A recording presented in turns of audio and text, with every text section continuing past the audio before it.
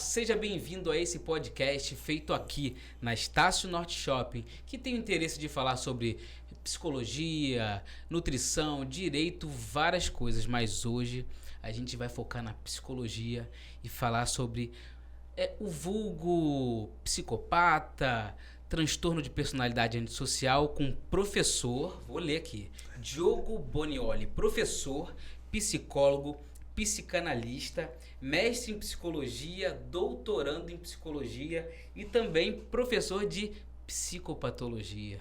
Obrigado, professor, pela tua presença aqui. É uma honra ter você aqui para poder conversar um pouquinho sobre Jeffrey Dahmer, que é um caso assim que está repercutindo muito e muito interessante, né?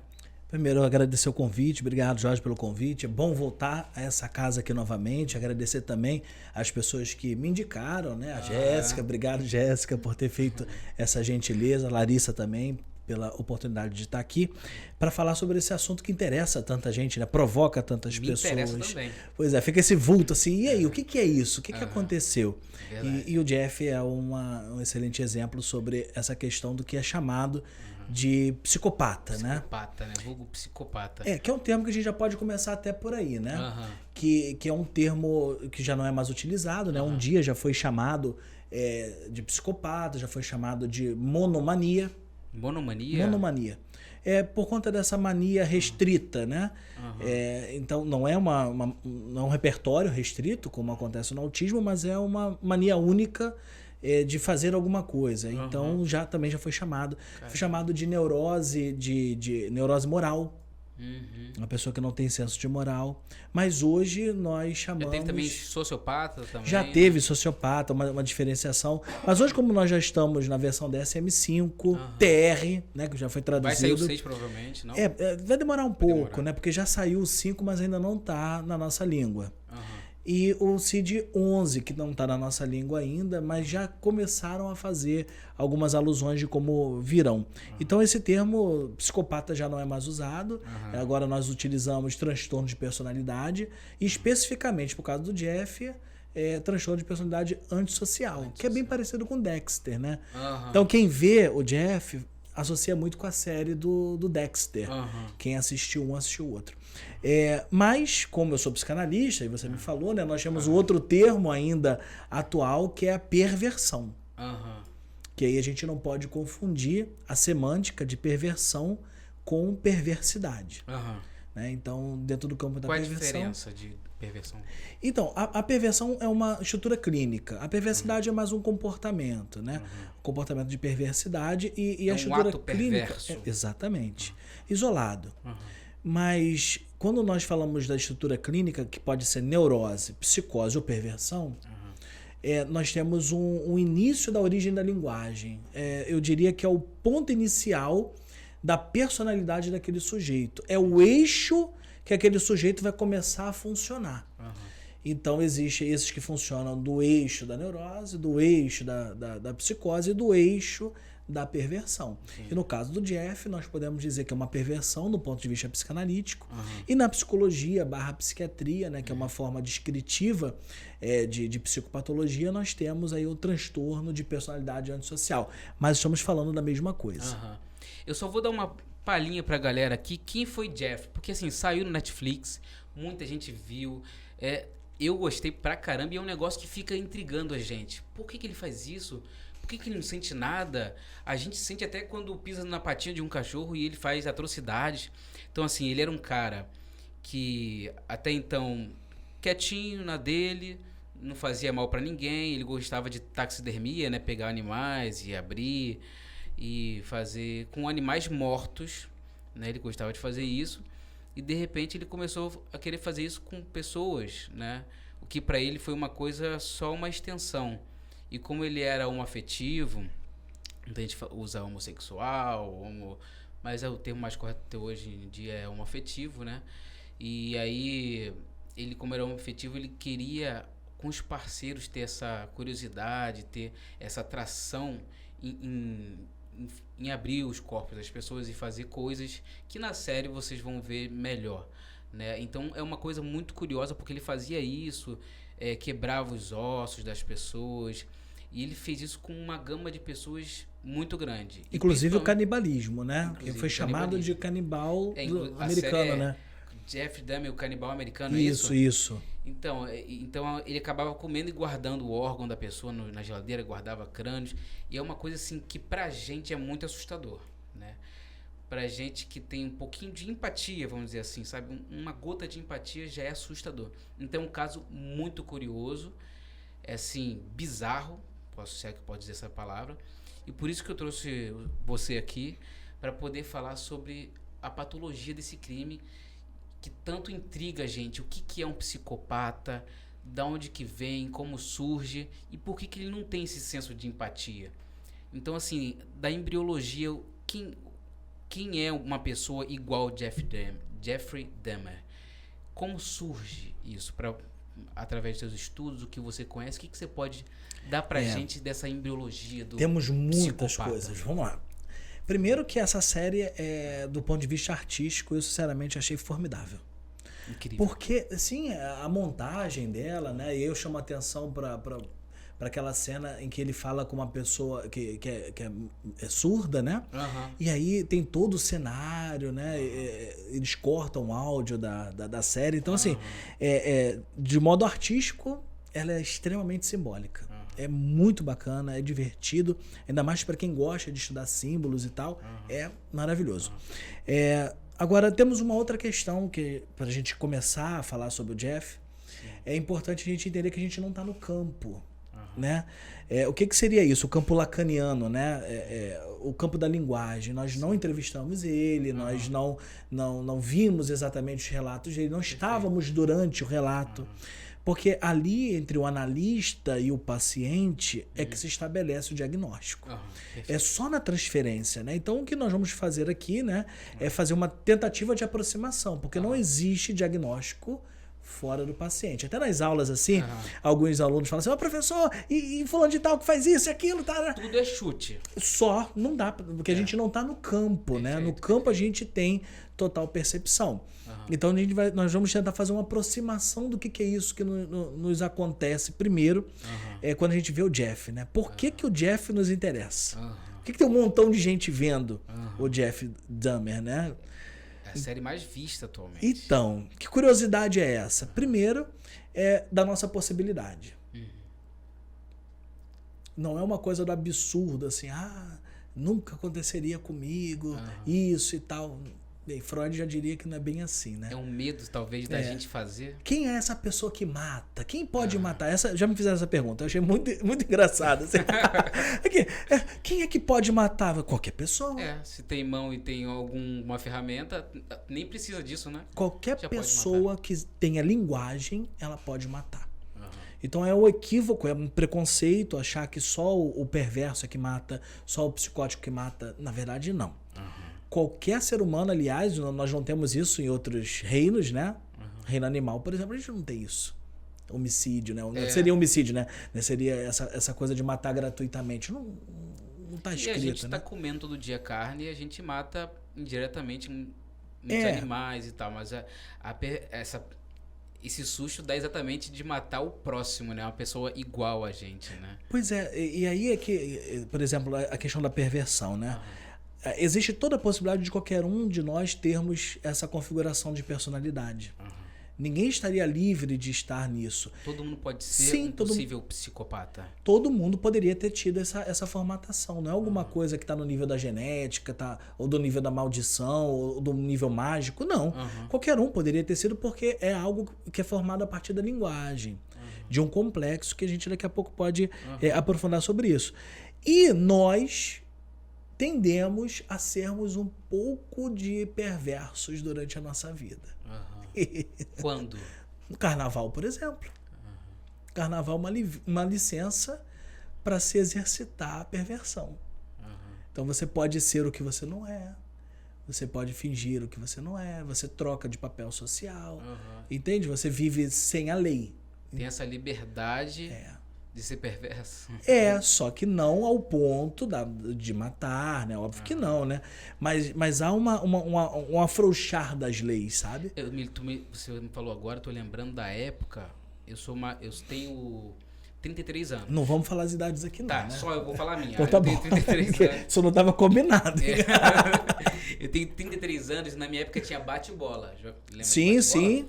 Que saía no carnaval e eles batiam nas pessoas mesmo, entendeu?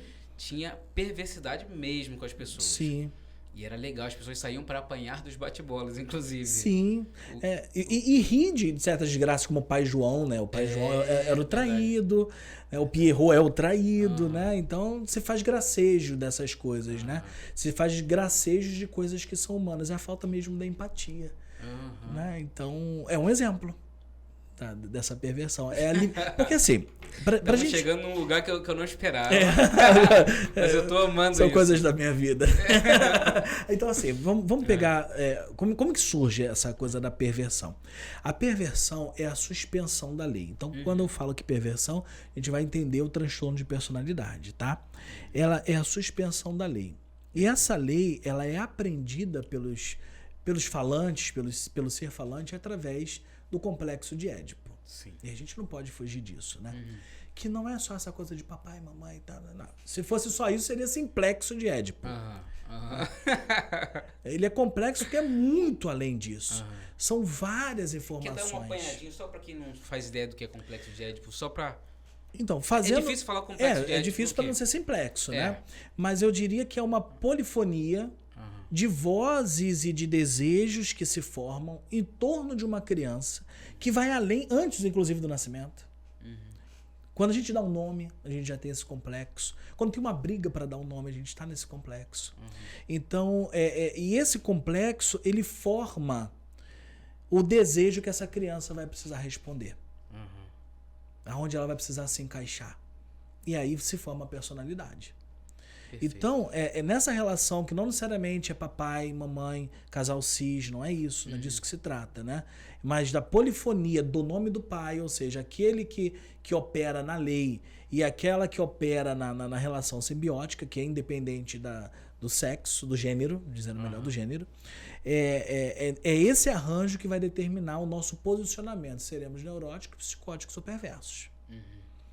Então, a pessoa que é perversa, que é o nosso foco aqui, ela não admite a limitação, a castração, que nós chamamos, a separação da criança com a mãe. Ela não admite essa separação.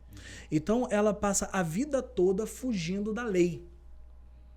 Então, quando eu falo da lei, é da lei da castração e da lei civil mesmo, que é uma representatividade da lei que eu aprendi a respeitar lá no complexo de Édipo. Olha, tem um terceiro aqui nessa relação. Um terceiro que vai reclamar o lugar também. Esse terceiro não precisa ser uma pessoa, pode ser o trabalho. Por exemplo, nos casos das mães que são solo, né? Vou usar esse termo no momento para a gente entender. Às vezes a mãe precisa largar porque vai trabalhar. Quem é o nome do pai? O trabalho. Então a criança aceita, não tem que trabalhar e tal. Então ela se submete a essa lei. Foi o que não aconteceu com o Jeff. Ele não conseguia se submeter a essa lei. Então, assim, nós, neuróticos, espero que nós. Então, nós, neuróticos, a gente finge que ele não existe, que é a negação. A gente finge que não existe. Mas o perverso não. Ele faz com que não exista. Mas aí eu queria te fazer uma pergunta. Ele faz com que não exista, ele tem essa força de querer embarrear, vamos dizer assim. Mas no caso do Jeff, ele sente um prazer, vou dizer até um tesão naquele ato que ele faz, sabe? Ele sente um tesão sexual naquilo. Como é que seria visto isso, esse tesão, essa pulsão, né, de querer fazer até necrofilia. Necrofilia, sim. Ele praticava necrofilia e era para ele um negócio que realmente ele não conseguia quase viver sem. Era uma coisa básica e necessária. Como é que você colocaria já nessa necessidade, essa pulsão de necrofilia dele, esse prazer? Vamos. Essa pergunta aí tem um monte de desdobramento. Mas vamos lá. Vai lá. Vamos lá. O que acontece é o seguinte: qual é a maior dor de castração que o neurótico vive? chama-se morte.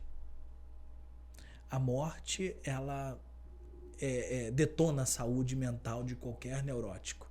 Por isso se tem religiões para acreditar na vida após a morte. Por isso a necessidade das crenças, né? Enfim. Na neurose. Mas como nós estamos falando do perverso, o perverso não tem essa ligação. E como a morte, ele não tem essa esperança, né? E como a morte é também um motivo de limitação para ele, ele ignora a morte. Ele ignora que aquilo seja um fim. E aí faz a necrofilia como uma tentativa de continuidade, de passar pela maior castração que o ser humano passa, que é a morte. Perfeito. Que é o luto. Então ele ali continua. Tanto que tem uma questão, assim, essa pergunta a gente responde alguns episódios antes, quando ele pega o manequim.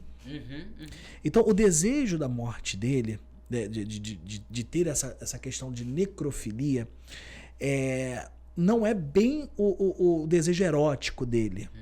Bem disse você, é o desejo sexual, que é diferente. Então, o que ele faz quando ele está com um manequim? Ele faz a realização de não ter a castração do ir embora. Entende? Então, quando ele vai lá, bota o manequim ali, é porque ele tem certeza que aquela pessoa não vai embora, aquele ser não vai embora. Porque ir embora é morte. Ir embora é castração, é limitação, e o perverso não suporta. Entendeu? O neurótico vai falar assim, tá bom, deixa um negocinho aqui pra eu lembrar de você. Não, o perverso não. Ele não admite. Aí ele faz o zumbi. Ele tem uma tentativa de zumbizar uma pessoa, né? E bota ácido, né, na cabeça da pessoa pra tentar manter vivo o mais tempo possível. Exatamente. Pra não ir embora. Exatamente. E tem, por último, essa questão de guardar os corpos, que é uma forma de deixar o manequim. E quando isso não vai dando conta, ele chega ao auge, que é o canibalismo, que é a comunhão. É como se fosse pegar um pedaço dessa pessoa e colocar pra dentro de mim sempre. Né? Exato, para sempre. O neurótico chama isso de quê? Importante, né? O neurótico chamaria isso de comunhão, eucaristia, casamento. Não com o corpo, né? Mas... casamento. Não, todos esses com corpo, mas no corpo simbólico. Sim, no corpo simbólico. Entendeu? Tudo isso tem corpo. Na comunhão tem corpo, no casamento tem corpo. O corpo de Cristo, né? Exatamente. Só que para eles o funcionamento é outro. Então eles, como não conseguem ter esse registro no simbólico, eles aprisionam aquilo como manequim para não deixar ele embora. Mas o que está ali? É não aceitar a limitação, a frustração. Uma pessoa com perversão, ele costuma ter problemas de sociabilidade, não se adapta a emprego, tem problemas afetivos. Por quê? Porque tudo isso requer um certo manejo. Então, no trabalho você tem regras, no estudo você tem regras. Então, há uma gama de dificuldades de se lidar, de se submeter a essa regra, enquanto o psicótico, o neurótico o faz. E aí ele inventa lá seus mecanismos, adoece, faz depressão, faz ansiedade, faz somatoformes, faz outros sintomas. O que o perverso faz? Enfrenta. Enfrenta, provocando contra a lei. Entende? Então é uma forma de sintoma do perverso. Então ele não faz da mesma forma que o neurótico o faria. Não que o neurótico não faça da mesma forma. Por quê? Olha que... pensando aqui, eu tô viajando aqui. Olha, por exemplo, vamos dizer assim, quando um apaixonado, né? Vamos supor assim, uma pessoa que é apaixonada pela outra, né? Vamos supor. Aí ela fala assim, gostaria de guardar você aqui pra sempre, botar você sentadinho aqui na minha estante e tal. Aí bonito isso. A outra vai falar assim, que fofo e tal. É fofo porque é neurótico. Porque se fosse perverso, iria botar de verdade.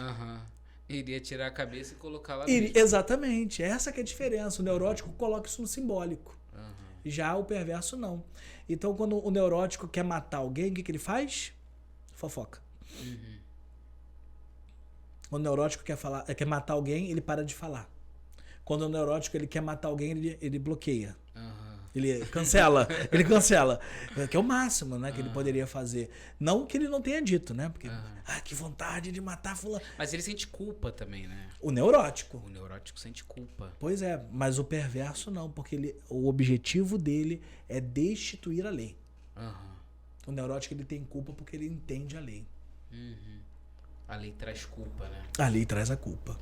A norma. O que assim, a gente pode colocar a igreja como um sistema de também trazer uma culpa, trazer uma regra, conduta através da culpa também, né? Essa discussão ela é. Mas uma coisa assim interessante é a posição do perverso dentro da igreja, né? Ele não é Tem perverso dentro da igreja? Não no lugar de fiel. Não no lugar de fiel. Não no lugar de fiel, lugar de piedoso. Não no lugar de piedoso. Pastor. Não, isso também não, porque esses seriam piedosos também, né? Mas claramente você vê que ele é distônico. Mesmo que ele se coloque nesse lugar, nessas coisas todas, ele é distônico, socialmente distônico. Então, assim, poderia ter um padre, um pastor, um fiel sendo perverso, sim, mas claramente distônico. Você vê que é uma pessoa que não está ali simbolizando. Ela está ali enfrentando a lei, arrumando a confusão, né? Intriga. Agora eu quero perguntar um negócio pra você. Você falou enfrentando a lei, intriga, confusão. Isso são características muito fortes de uma pessoa com transtorno de personalidade borderline, que também é do cluster B, né? Você vai falar um pouquinho de personalidade pra gente, mas o cluster B, dentro dele tá o border, o antissocial, que é o psicopata, o histriônico e o narcisista. O narcisista. Né? Então, o que eu posso dizer assim em relação a esses transtornos de personalidade que estão no mesmo cluster? As características deles são similares, o antissocial ele foge muito das outras personalidades, e até onde a gente pode classificar como transtorno? Entendeu? Principalmente o antissocial. A pessoa tem personalidade antissocial, mas esse aqui tem transtorno de personalidade antissocial. Isso é uma boa pergunta. Vamos lá. Tomara que eu faça uma boa resposta. Então vamos lá. Qual é a função da personalidade? É dar pra gente uma tradução de tudo que nos chega pelos sentidos. Então a gente tem a audição, a senso-percepção inteira, a atenção, a consciência, a orientação. Então a integração disso tudo e a interpretação, quem faz é a nossa personalidade. Por isso que é único. E essa personalidade, então, eu poderia até ser mais cognitivista e dizer que ela nos ajuiza. Ela dá o juízo pra gente. Perfeito. O que é o julgamento. Isso é bom, isso é ruim. Que é o que o Jeff não faz, né? Ele faz uma inversão disso que é bom e que é ruim. Então, pra gente entender quando que é um transtorno, é só a gente entender o seguinte. Nesse sistema que faz a gente interpretar o mundo, existe uma parte que ela é fixa. E existe uma parte que ela é mutável. Se a parte que é fixa se comporta como mutável, e a parte mutável se comporta como fixa, é um transtorno de personalidade. Então vamos dizer aqui como identificar assim o que é, por exemplo, da parte fixa da personalidade. A forma como a pessoa se identifica no gênero, por exemplo. A identificação de gênero. Não se espera que isso mude de um dia para o outro, de uma hora para outra, de um minuto para outro. Não se espera que isso mude assim. Então se espera que isso tenha um determinado momento de estabilidade. Por mais que seja instável, porque existe, né, a letrinha lá desse que oscila, é constante que ele oscila. Entendeu a diferença? Então, a sexualidade, o gosto, é importante que o gosto da comida, por exemplo, a afetividade por alguém, os sentimentos, que é mais duradouro. Então, espera que isso tenha alguma forma de ser mais fixo. Uma solidez, assim, uma leve solidez. Exatamente, isso não muda sempre. Mas existem coisas que mudam. Como, por exemplo, eu gostar de um suco, né? Então não é tão, né, a temperatura do lugar, então isso vai mudando com o tempo, então é normal mudar. Agora, se isso é muito fixo, Entendi. Não, tem que estar com 23 graus. Se não tiver aqui, eu já começo a ficar desestabilizado emocionalmente. Aí já pode se entender que pode, inclusive, ser um transtorno de personalidade, porque não está no 23. Que aí é o cluster C, que é o transtorno de personalidade anancástica ou obsessivo-compulsivo. Isso que eu tava querendo lembrar, obsessivo-compulsivo. Porque essas divisões, né? Não é o toque, né? Não é o toque. Mas é a personalidade que se assimila, que pode usar o toque até como um modelo de espelho, talvez, assim? Que como é obsessivo e compulsivo pode ser usado? Não. O negócio é a gravidade com que isso mexe no juízo. Entendi. Por isso que é clínico. Por isso que a avaliação é clínica. Eu tenho que avaliar no campo analítico, no campo do consultório, e com vários instrumentos. Eu não posso fazer isso, por exemplo, na série. Sim, né? A gente vai fazer uma aproximação. Então, a forma como a pessoa ajuiza isso que é diferente. Então, quando o que é se esperado que seja fixo é mutável, e aquilo que é mutável é fixo, você, opa. Esse é o primeiro indício que a gente está diante de um transtorno de personalidade. Perfeito. Então, vamos dizer, a animação de uma pessoa muito animada. Aí ela tá no trabalho, muito animada. Tá em casa, muito animada. Tá no enterro, muito animada. Primeiro que já encheu o saco de todo mundo em volta, né? Muito animado. Ninguém fica animado o tempo inteiro, né? Mas pode ser que a pessoa seja muito animada. Mas no enterro... Aí você já olha e fala assim, bem... Temos um transtorno de personalidade. Temos alguma coisa aí que passou do limite, né? Vamos ao segundo ponto. Existe uma definição que é uma das que eu mais gosto, que é o segundo ponto dessa variedade da personalidade. Sim. Que é que a pessoa com transtorno de personalidade sofre e faz sofrer. Perfeito. Eu acho que isso a gente pode pontuar como transtorno, né? Sofre e faz sofrer. O que quer dizer isso? O Jeff, ele tinha suas limitações lá contra a lei. Ele admitia ser frustrado? Não. Então o que ele fazia? Dava o sofrimento que era para ser dele da frustração para o outro. Ele fazia o necessário para manter aquilo constante na cabeça dele, né? Tentava fazer ficar sólido, mas... porque não é no campo do prazer, sabe? Não é no campo do prazer. Segurança, ele queria segurança, talvez? Talvez algo parecido com esse significante. Vamos ver se eu consigo até amadurecer essa palavra assim, para ver se fica mais claro. Mas a questão ali do Jeff é que ele não queria que o outro saísse, fosse embora. Sim. Então quem tem que sofrer sou eu? Não, quem tem que sofrer é quem tá me abandonando. Aí vai lá e mata aquela pessoa. Entendeu? Entendi.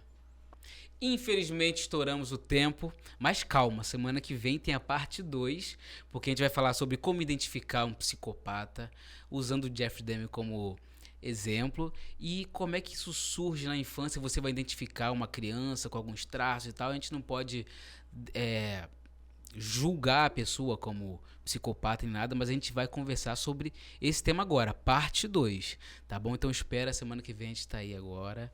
Vamos lá, vamos, tchau, tchau.